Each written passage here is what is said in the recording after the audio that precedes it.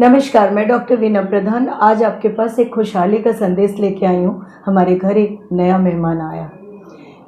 अगर हम यूँ कहें तो when a baby is born a mother is also born, क्योंकि उसकी उस दिन से एक नई ज़िंदगी शुरू होती है और एक नए यूनिट की तरह वो अपने परिवार में आती है। कई बार ऐसा देखा जाता है कि हम इधर की उधर पर भाग दौड़ में बच्चे की केयर तो कर लेते हैं, पर माँ की केयर पूरी नहीं हो पाती। लेकिन उसका ध्यान रखना भी हमें उतना ही ज़रूरी है जितना बच्चे का ध्यान रखना। माँ के ध्यान रखने के लिए हम ये करेंगे कि उसकी जो दवाइयाँ, जो चीज़ें, जो खुराक डॉक्टर ने उन्हें सलाह दी है वो हमें फॉलो करना है। और ये जो डिलीवरी से 6 हफ्ते से लेकर के 8 हफ्ते का पीरियड है उसे अपना ज़्यादा ही ध्यान रखना है, जिसमें वो हर बार जैसे मैं कहती आई हूँ कि आपके खुराक संतुलित हो और आपका खुराक जो हो वो खूब अच्छा न्यूट्रिशन वाला हो, अच्छा हो। यहाँ एक कोट करूँगी मैं, इंद्रधनुष की तरह सतरंगी थाली आपकी होनी चाहिए, जिसमें दाल, चावल, रोटी, सलाद, पापड़ और दही, रायता, ये सारी चीज़ें, साथ में फल भी जोड़ सकते हैं कुछ। तो वो थाली रंग बिरंगी होनी चाहिए, जिससे एक अट्रैक्शन हो खाने का और चीज़ों का। दूसरी बात आई डाइट के साथ साथ हमारे एक्सरसाइज, और एक्सरसाइज के पहले नींद, क्योंकि इसमें हम इतने थक चुके होते हैं कि हमारी नींद पूरी होनी चाहिए और थकावट दूर होनी चाहिए। एक्सरसाइज हम हल्का फुल्का कर सकते हैं, क्योंकि नॉर्मल डिलीवरी वालों के लिए कुछ अलग चीज़ें हैं और सिजेरियन वालों के लिए कुछ अलग।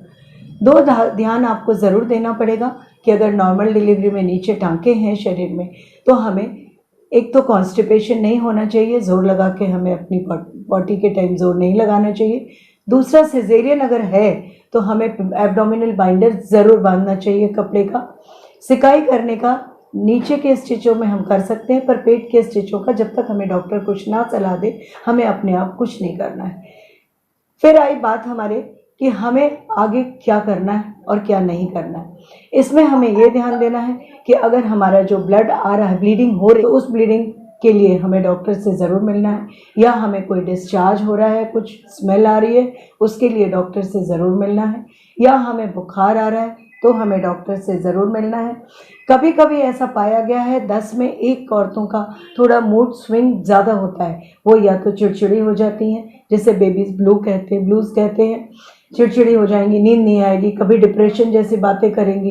तो उन बातों का थोड़ा ध्यान रख करके उन्हें डॉक्टर से रेगुलर चेकअप कराना है। रेगुलर चेकअप तो सभी को कराना है, जब आपका डॉक्टर आपको बुलाता है आपको ज़रूर जाना है। नहीं क्या करना है वो भी हमें ध्यान देना है कि जैसे हमने कहा कि ब्लीडिंग ज़्यादा हो रही है उसको आप इग्नोर ना करें, बुखार आ रहा है उसे आप इग्नोर ना करें।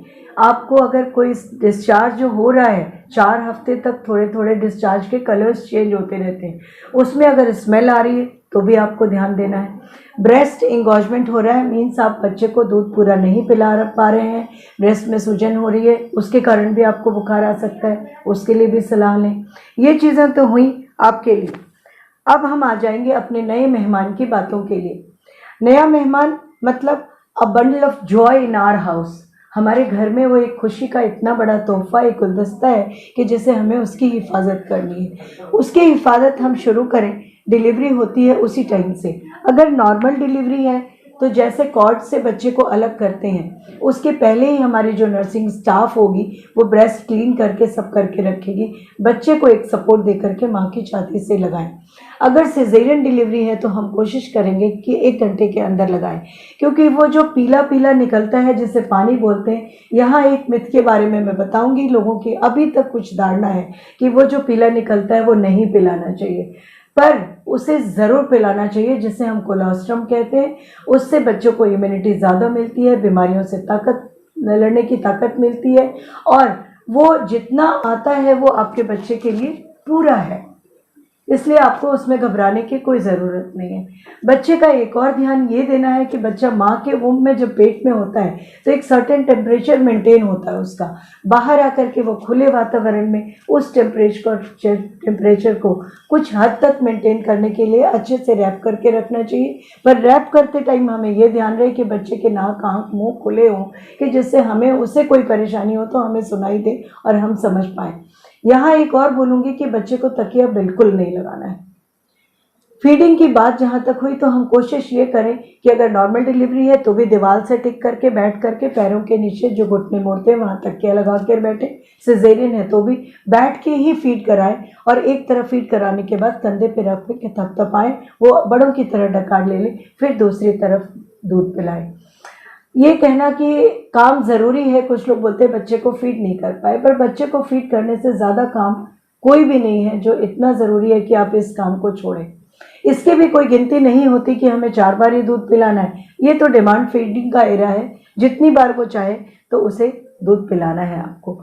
और एक यहाँ और जोड़ूंगी मैं कि अगर बच्चे का बर्थ वेट 2.5 kg से कम है तो उसे आपको विशेष ध्यान देना पड़ेगा।